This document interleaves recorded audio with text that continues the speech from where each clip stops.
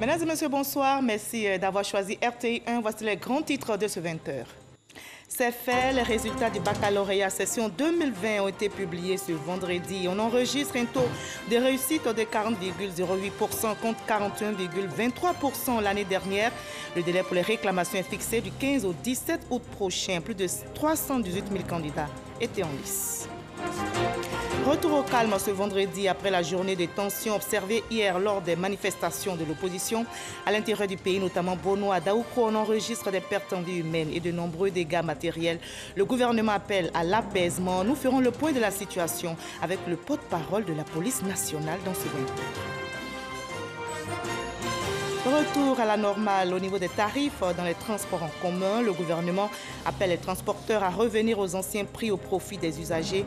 Après la levée des mesures restrictives, des efforts sont consentis au profit du secteur des transports confronté aux conséquences financières liées à la pandémie du Covid-19. Situation de plus en plus tendue en Méditerranée orientale où la Grèce et la Turquie poursuivent leur bras de fer sur l'exploitation des hydrocarbures. Tout en campant sur ses positions, la Turquie isolée dans ce dossier souhaite une solution négociée avec l'aide de l'Allemagne. Bienvenue sur RTI 1. La Côte d'Ivoire, notre pays, avec une journée de tension hier jeudi lors des manifestations de l'opposition. À l'intérieur du pays, notamment Bonois, Daoukro, on enregistre des pertes en vie humaine et de nombreux dégâts matériels. Quelques incidents ont été signalés ce vendredi. Quel est justement le point de la situation? Nous en saurons davantage avec notre invité. Il s'agit du porte-parole de la police nationale, le commissaire principal, Bleu Charlemagne. Bonsoir, monsieur le commissaire principal. Bonsoir, Marie-Laure. Alors, dites-nous, quel est le point de la situation de ce vendredi après la journée de manifestation d'hier? Bien, nous sommes sur ce plateau dépêché donc par monsieur le ministre de la Sécurité et de la Protection civile pour vous faire le communiqué bilan donc, du point de la situation sur le terrain. Communiqué du ministre de la Sécurité et de la Protection civile.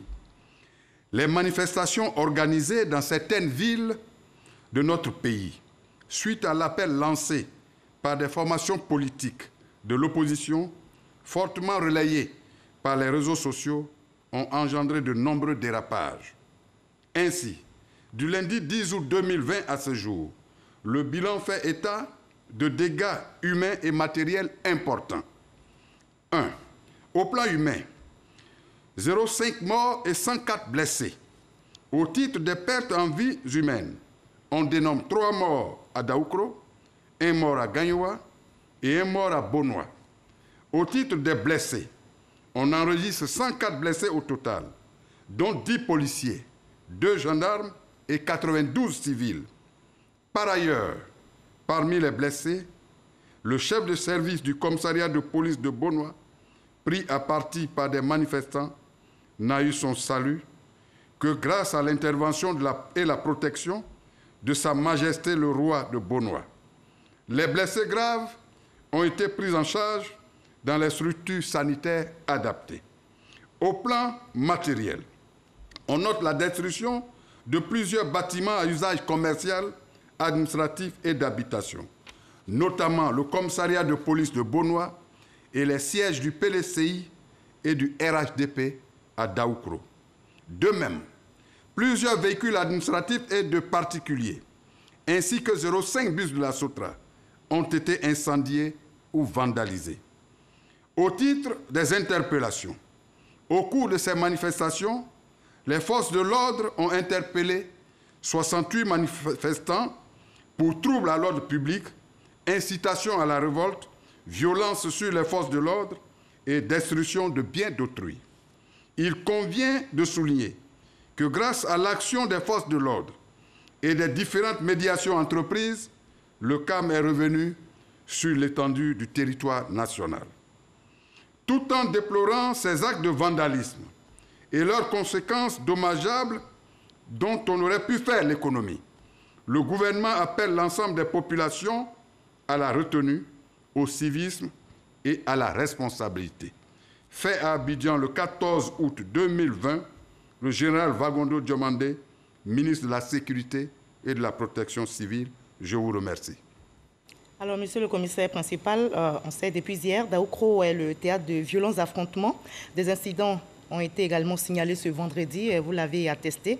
Alors, devons-on craindre demain encore, samedi, que font justement les forces de l'ordre? Merci, madame.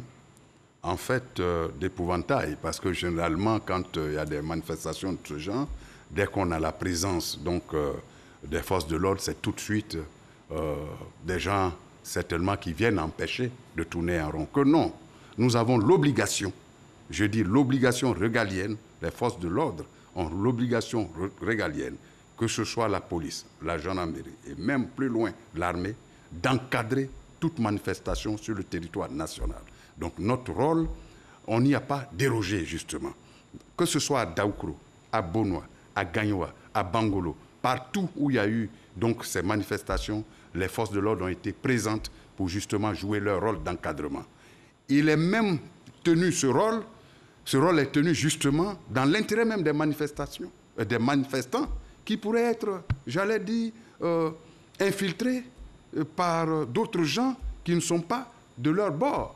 Et donc, tout ce qui se passe aujourd'hui, que ce soit à Daoukro ou partout, je le répète, nous sommes présents pour encadrer. Donc, et c'est comme ça qu'il faut interpréter notre présence auprès des manifestants. Juste pour ramener la calmie. Alors, à Bono, on l'a vu sur certaines images, un civil porté à bout de bras le commissaire de la ville pour l'exfiltrer des manifestants. Alors, que s'est-il passé pour qu'on en arrive là?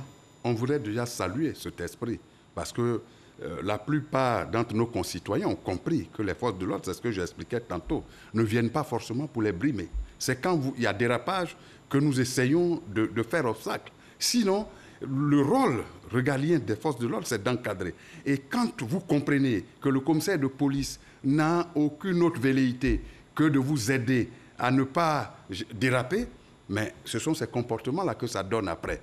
Et nous saluons cela. Il faut comprendre que certainement, c'est des débordements. Ils ont été débordés? Les forces de l'ordre ont été débordées? Non, pas du tout. Je ne parlerai pas en ces termes. Justement, puisque c'était des manifestations désordonnées. Il n'y avait pas d'itinéraire défini au préalable. C'est d'ailleurs pour ça que généralement, on parle de déclaration de ces manifestations. Pour qu'ensemble, au plan technique, avec les organisateurs, la police, la gendarmerie, les forces de l'ordre puissent s'asseoir pour en définir les itinéraires, pour éviter ces genres de situations. Ce n'est pas forcément parce qu'elles ont été débordées, mais c'est parce que les choses se sont faites par saccade. D'accord. Voilà. Alors, dans ces deux localités, je vais parler de Bonoua, de Daoukro. Est-ce qu'on peut revenir sur le point des enquêtes qui ont été annoncées pour situer exactement les responsabilités? Oui, c'est encore trop tôt. Le bilan que nous venons de faire, il n'est pas forcément exhaustif. Vous avez vu qu'au plan matériel, nous avons seulement dit que l'enquête est ouverte. Et nous voulons laisser le temps aux enquêteurs de faire situer justement les responsabilités. C'est important que de le savoir. Il ne faut pas voir en cela une quelconque, j'allais dire, manigance pour cacher quelque chose. Bien au contraire, il faut que les responsabilités des uns et des autres soient élucidées par une enquête judiciaire qui est déjà ouverte et qui est en cours. D'accord. Alors, à Abidjan, précisément à Yopougon, la Sotra a été visée. Vous l'avez lu dans votre communiqué. Oui. Des bus ont été incendiés. Vous avez même lancé un appel à témoins. Alors, dites-nous, avez-vous une suite, même si vous pensez que c'est trop tôt? C'est vraiment trop tôt. C'est vraiment trop tôt. Mais vous êtes sur une bonne piste? Oui, absolument. Les pistes sont bonnes et ça ne va pas tarder. Vous comprenez que tout ce qui se fait aujourd'hui est filmé même par les manifestants. Et donc, il y en a qui sont en train d'être reconnus à travers les vidéos. Donc, les téléphones sont en train de parler. Exactement. Les vidéos sont en train de parler et c'est trop tôt pour l'instant, comme c'est des dossiers confiés à la justice depuis ce matin. Pour ceux qui ont été, j'allais dire, interpellés hier, déjà ce matin, ils sont devant les tribunaux pour répondre de leurs actes. Et vous avez parlé de 68 interpellés. Voilà. Je l'ai dit, 68 personnes interpellées, dont un préparateur mystique. Et c'est important, j'y insiste, parce que le préparateur mystique, ça veut dire quoi? Que les choses étaient préméditées à l'avance. Et ça, c'est vraiment important de le savoir. Je voudrais donc dire qu'au-delà même des enquêtes, au nom donc du ministre de la Sécurité et de la Protection civile et celui de la Défense, et plus loin de tous les grands commandements, nous voudrons rassurer nos compatriotes de ce que leurs forces de défense et de sécurité ne vont jamais donc trahir leur serment de protection et de sécurisation du territoire national en ce qu'il comporte de population humaine. Et c'est de ça qu'il s'agit. D'accord. Dernière question. Des organisateurs de la marche attestent avoir déposé une demande d'autorisation de manifester auprès des autorités compétentes. Dites-nous, avez-vous, oui ou non, reçu un tel document? Bien. Si vous en avez connaissance, bien sûr. Je parle ici au nom de Monsieur le ministre. Oui, est-ce que vous en avez connaissance? Non, pas du tout. Autrement dit, on nous l'aurait dit. C'est vrai que ça clame à gauche, à droite, que nous sommes sous l'empire d'un régime de déclaration. C'est vrai. Mais la déclaration, quand elle est faite formellement, ça laisse le temps aux autorités compétentes donc de s'asseoir, comme je le disais tantôt, avec les demandeurs, les organisateurs, pour définir les itinéraires. Il peut arriver, en étudiant l'opportunité d'une telle manifestation, de la refuser. Mais dans le temps, ça ne veut pas dire que c'est catégoriquement refusé. On regarde les opportunités, on regarde les circonstances pour accorder. Bien entendu, pour l'instant, ce n'est pas le cas. Ça n'a pas été le cas, malheureusement, pour ce qui nous est donné de savoir. D'accord. Vous l'avez dit, les forces de l'ordre sont déployées sur l'ensemble du territoire national.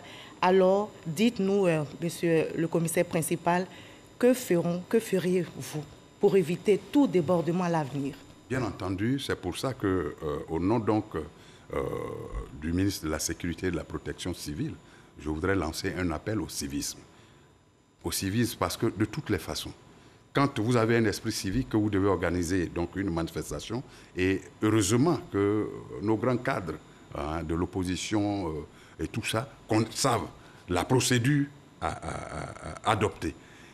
Nous serons toujours présents à leur côté pour les encadrer, tant que cela se fera dans les règles de l'art, sous l'empire de la réglementation en vigueur, qui veut que le ministère technique de la sécurité et de la protection civile, le ministère de la décentralisation, donnent leur avis sur la marche et ensemble en définissent les itinéraires. Voilà un peu ce que je voudrais dire. Merci beaucoup, monsieur Bleu Charlemagne. Je rappelle que vous êtes le porte-parole de la police nationale, également commissaire principal. Merci d'avoir été avec nous sur ce plateau. Merci en tout cas, madame. Je ne saurais partir sans, au nom donc, du ministre de la Sécurité et de la Protection civile, nous incliner modestement sur la mémoire de tous nos disparus. À jamais, que vraiment, jamais, plus jamais cela. Merci beaucoup. Merci beaucoup. Monsieur le commissaire principal, alors la sécurisation assurée par les forces de l'ordre, les populations ont pu vaquer tranquillement à leurs occupations après la journée de tension observée la veille, hier jeudi donc, lors des manifestations de l'opposition ivoirienne. Je rappelle, dans des villes de l'intérieur du pays, notamment Bonois, Daoukro, on enregistre des pertes en vie humaine et de nombreux dégâts matériels selon les autorités. À Bonon, on déplore un manifestant tué, l'incendie de la brigade de gendarmerie et le commissariat, le saccage du domicile des agents de forces de sécurité. Une enquête est ouverte et le gouvernement ne cesse d'appeler à l'apaisement sur tout le territoire. Le transport est un baromètre clé de la normalité des activités dans la capitale économique. Ici, à Treichville, gare de Bassam, ces minicars reliant Abidjan à Grand Bassam, Bonois et à Boisseau sont sollicités par les voyageurs qui prennent d'assaut les guichets. Aujourd'hui, la route, elle est dégagée. Voilà, donc aujourd'hui, depuis le matin, nous travaillons dans la tranquillité. Voilà. Je suis à mon 3e voyage sur Bassam comme ça. Hier, on n'a pas pu travailler, mais aujourd'hui matin, ça va. C'est mon 2e chargement que j'ai comme ça. Le trafic routier interurbain n'est pas impacté par une quelconque manifestation. Dans la commune voisine de Makori, le trafic sur le boulevard Valéry jusqu'à Destin, notamment sous l'échangeur, est plutôt normal. L'intersection du village Anoumabo, obstruée la veille, retrouve son ambiance des jours ordinaires. À la Riviera Anono, les restaurants et centres commerciaux sont ouverts. Yopougon-Kouté, le marché de friperie est ouvert. Commerçants et clients marchandent à qui mieux. L'offre et la demande sont au rendez-vous. À 100 mètres de là, le palais de justice grouille de monde. Les demandeurs de documents administratifs s'impatientent dans la longue file d'attente pour déposer leurs demandes. Une reprise d'activité sous haute sécurité après les manifestations de la veille dans ce quartier de Yopougon. Les lignes de bus de la Sotra, momentanément perturbées hier, ont repris du service de plus belle. À Sipores, Les transporteurs et commerçants ont repris le travail. Même constat au Carrefour Sable où la circulation est dense. Sortie de Yopougon est même un calvaire pour ces automobilistes bloqués dans les bouchons sur l'autoroute. On peut le dire, les manifestations d'hier n'ont pas eu raison de la volonté des Ivoiriens de vaquer à leurs occupations.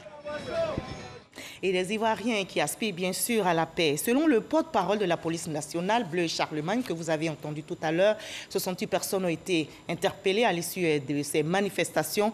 Même sort réservé à l'auteur ou aux auteurs de l'incendie des bus de la Sotra, Société des transports abidjanais, dans la commune de Yopougon, fait survenu aujourd'hui vendredi précisément au carrefour Académie de cette commune. On en sait plus avec Eric Gori.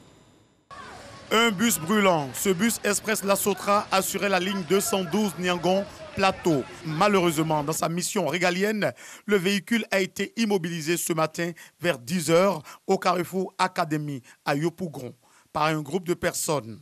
Le chauffeur dépossédé de sa recette et le bus incendié.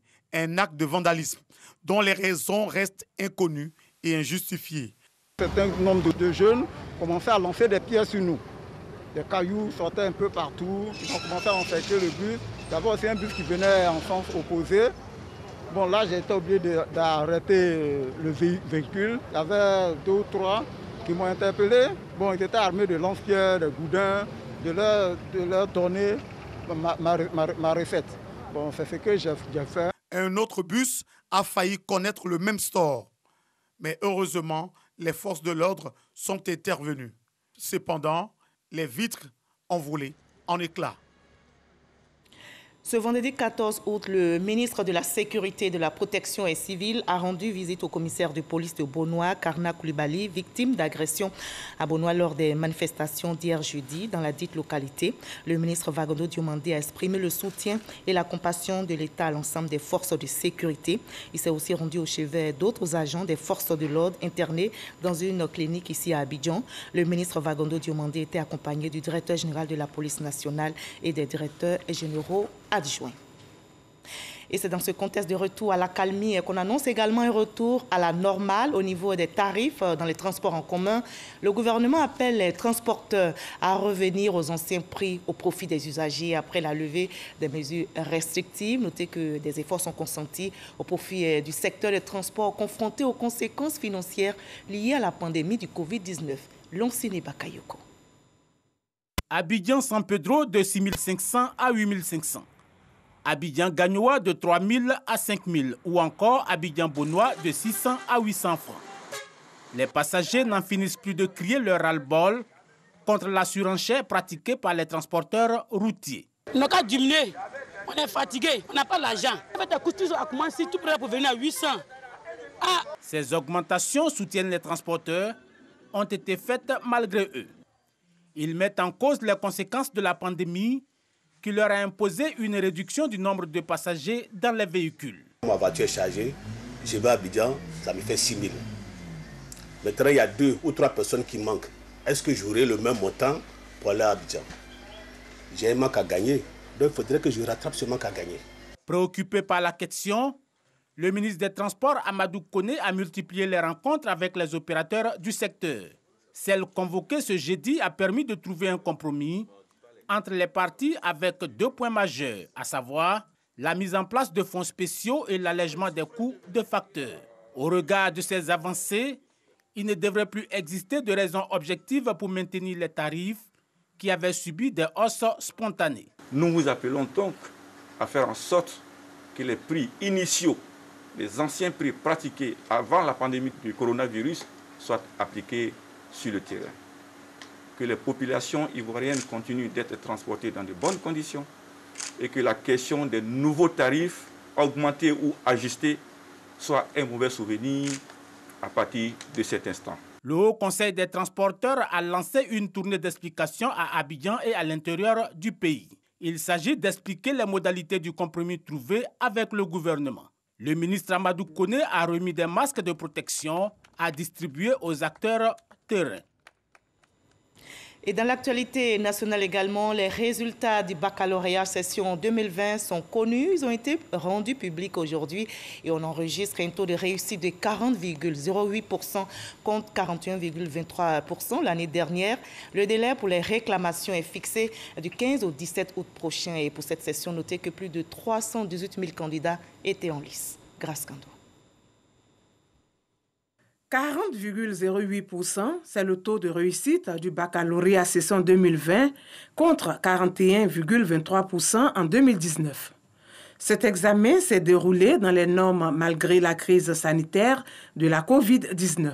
Au terme des délibérations dans les 506 centres de composition, l'examen du baccalauréat session 2020 a enregistré 311 224 candidats présents.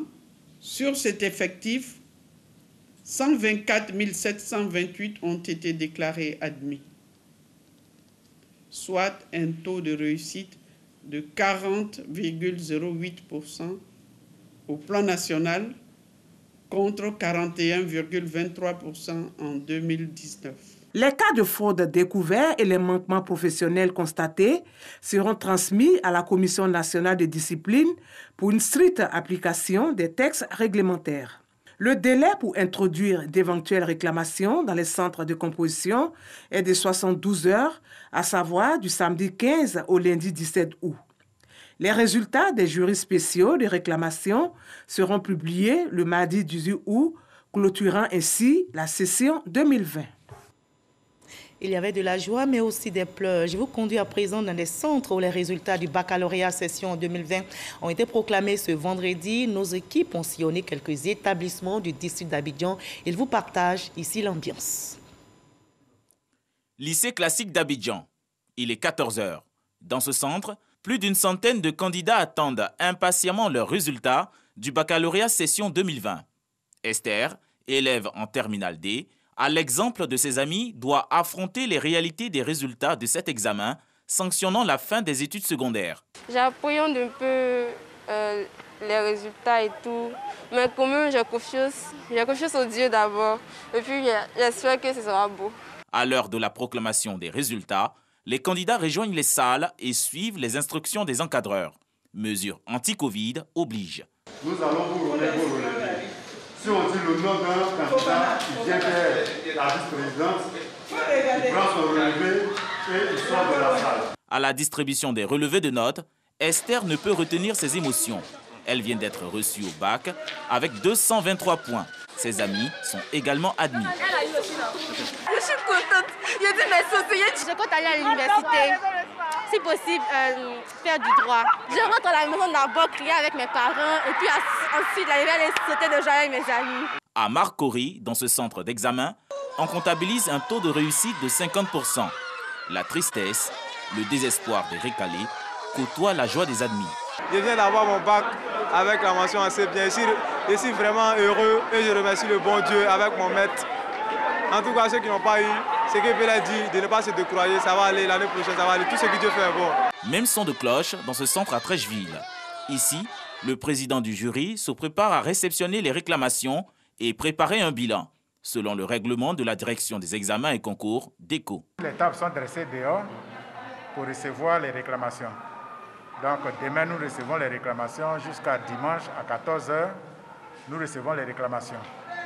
À partir des réclamations, on fait nos fiches et on va au jury spécial pour rétablir ceux qui ont été lésés dans leurs droits. Le baccalauréat session 2020 a enregistré 124 428 admis sur 318 995 candidats, avec un taux de réussite de 40,08%, selon le ministère de l'Éducation nationale, de l'enseignement technique et de la formation professionnelle. Voilà, félicitations aux nouveaux bacheliers, courage aux autres, car dit-on, l'échec est souvent la voie du succès. Je vous livre à présent ce communiqué de la Commission électorale indépendante. La Commission électorale indépendante, CEI, invite les candidats à la candidature à l'élection du président de la République du 31 octobre 2020 à prendre rendez-vous auprès du secrétariat permanent de la CEI 48 heures avant le dépôt de leur dossier de candidature. La Commission électorale indépendante compte sur le civisme de tous pour le bon déroulement de cette phase du processus électoral. Communiqué signé du secrétaire permanent Kwame Adjoumani et Pierre. Un autre communiqué, toujours de la CEI, la Commission électorale indépendante informe les partis et groupements politiques en application de la loi portant composition, organisation, attribution et fonctionnement de la Commission électorale indépendante. Il sera procédé du 22 au 28 août 2020 à l'installation des commissions électorales locales, CEL, et à l'élection des membres de leurs bureaux respectifs à l'échelon régional, départemental, sous-préfectoral et communal sur toute l'étendue du territoire national, ainsi que dans les commissions électorales des représentations diplomatiques ivoiriennes à l'étranger. La Commission électorale indépendante invite par conséquent chaque entité membre de la commission centrale de la CEI à lui communiquer la liste de ses représentants dans les CEL et CRD concernés le 20 août 2020 au plus tard. La Commission électorale indépendante compte sur le civisme et la responsabilité de tous pour le bon déroulement de cette phase du processus électoral. Communiqué toujours et signé du secrétaire permanent Kwame Adjoumani Pierre. Autre actualité nationale, c'est la région de la Marawe, au centre-ouest du pays, qui va accueillir le président de la République, Alassane Ouattara, du 23 au 26 septembre prochain. Le lancement de cette visite a été fait hier, ici à Abidjan, par les filles et les fils de la région de la Marawe. C'était en présence du ministre de l'administration du territoire et de la décentralisation. Reportage signé Issa Chunayeo.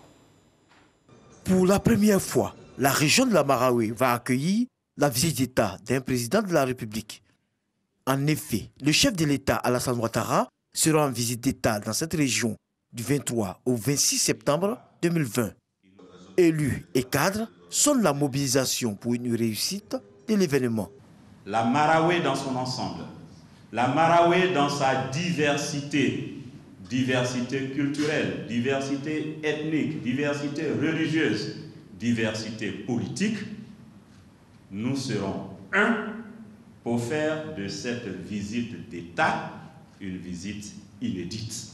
Il s'agira tout de suite d'identifier les besoins de notre région et faire en sorte qu'après la visite, nous soyons heureux.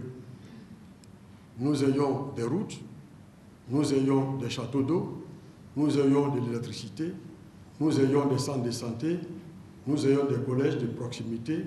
La région de la Marawe regorge d'énormes potentialités touristiques, culturelles et économiques.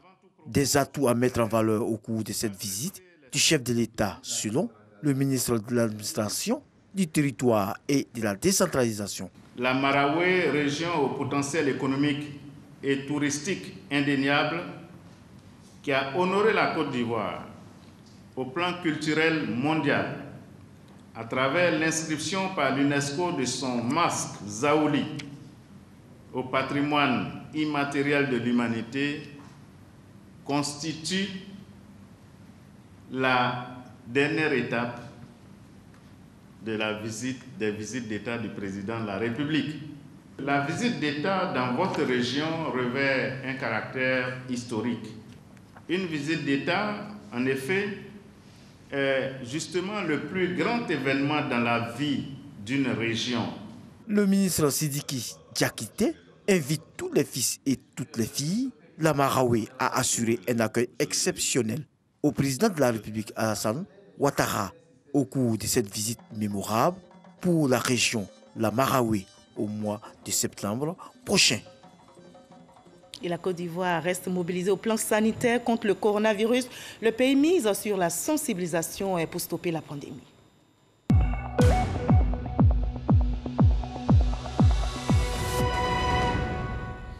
Voilà, on retrousse les manches pour venir à bout du coronavirus dans notre pays. Une pandémie qui sévit et menace toujours notre santé. Les chiffres de ce vendredi 14 août révèlent 46 cas confirmés sur 929 échantillons prélevés, 196 nouvelles guérisons et malheureusement on déplore un décès. La Côte d'Ivoire compte à ce jour 3106 cas actifs. L'heure n'est donc pas au relâchement, mais plutôt au respect des gestes barrières pour préserver notre santé et celle des autres. Le ministre de la Santé et de l'Hygiène publique, Eugène Aka Awele, a procédé à l'inauguration, c'était à Korogo, dans le nord du pays, à l'inauguration donc du dépôt régional des vaccins et consommables du programme élargi de vaccination. L'objectif est clair, c'est d'améliorer l'offre des services de vaccination et ce dépôt desservira les districts sanitaires du Poro, de la Bagoué, du Tchologo, du Kabadougou et du Folon. On en sait plus avec notre correspondant sur place à Mississoko. Un dépôt régional de vaccins et consommables flambant neuf à Korogo, constitué essentiellement de 4 chambres froides d'une capacité totale de 120 000 litres, d'un magasin de stockage de 3 bureaux de 2 groupes électrogènes. Ce dépôt permettra de stocker et de conserver les vaccins du programme élargi de vaccination PEV dans de meilleures conditions en vue de protéger les enfants de 0 à 11 mois. Entre autres, les vaccins contre les diarrhées, la poliomyélite, la méningite A, le tétanos pour les femmes enceintes et le vaccin contre le cancer du col de l'utérus pour les filles de 9 ans. Fruit d'un partenariat entre le gouvernement ivoirien, Gavi, l'Alliance mondiale pour la vaccination et l'UNICEF. La vaccination demeure en matière de santé publique l'une des interventions les plus efficaces avec l'un des meilleurs rapports coût-efficacité. Grâce à la vaccination, la Côte d'Ivoire a éliminé le tétanos néonatal depuis 2013 et est en bonne voie contre la polio dans le pays. Ce dépôt régional de vaccins va desservir plus aisément les districts sanitaires de Poro, Bagoué, Tchologo, Kabadougou et Folon. La remise officielle a été l'occasion pour le ministre de la Santé et de l'Hygiène publique, Eugène Aka Awele, d'inciter les populations à s'approprier la vaccination.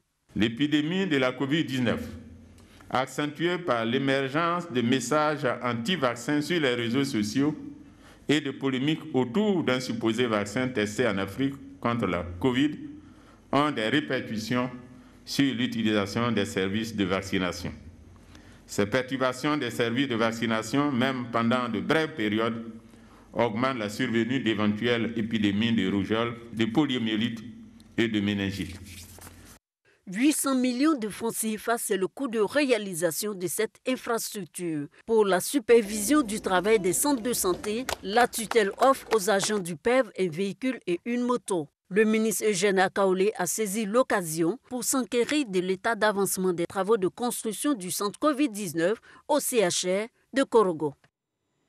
Et les lignes bougent également dans le domaine du tourisme et des loisirs. Un atelier de restitution des résultats d'une étude socio-anthropologique pour la promotion des pratiques ludiques de Côte d'Ivoire vient de se tenir. L'objectif est de faire la promotion, notez-le, des jeux traditionnels dans notre pays, comme nous l'explique Patricia Moitia.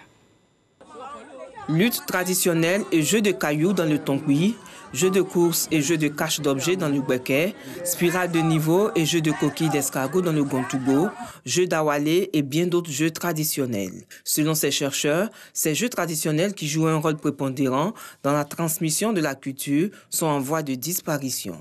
Aujourd'hui, essentiellement, vous allez partout, c'est l'awalé.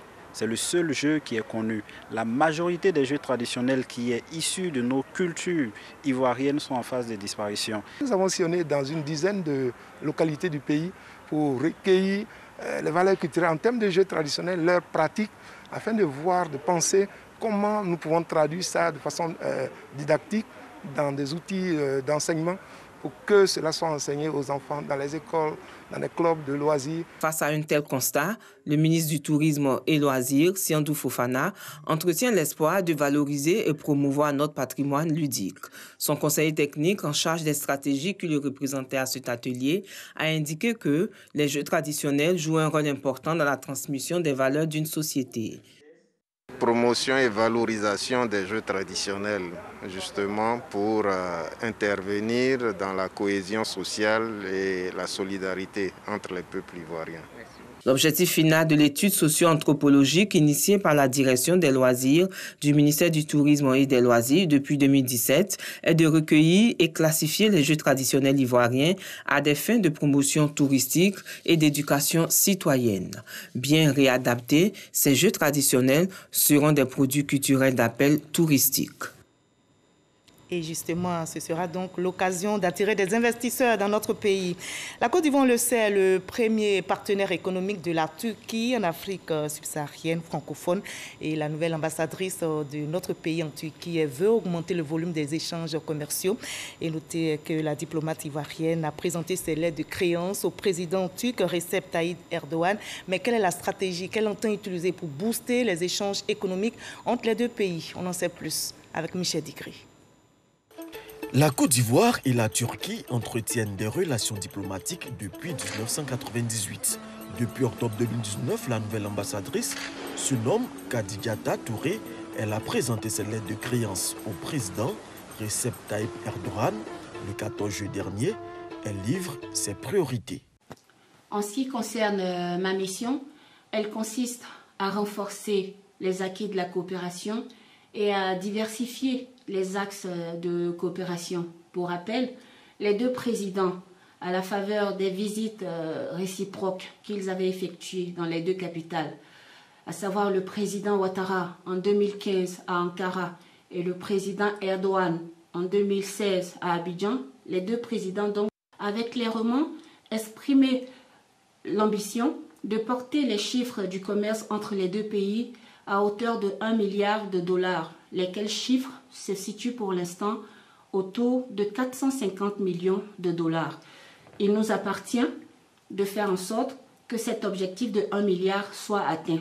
Pour y arriver, l'ambassadrice veut aller au contact des hommes d'affaires turcs. Nous avons participé à un webinaire qui est une sorte de rencontre interactive en ligne. Et au cours de ce webinaire, nous avons fait une présentation sur les opportunités d'affaires en Côte d'Ivoire et nous avons à cette occasion mis l'accent sur la volonté du gouvernement de recevoir des industries de transformation de nos matières premières afin d'ajouter de la valeur à nos produits d'exportation. Ce genre d'initiative, nous proposons de les multiplier.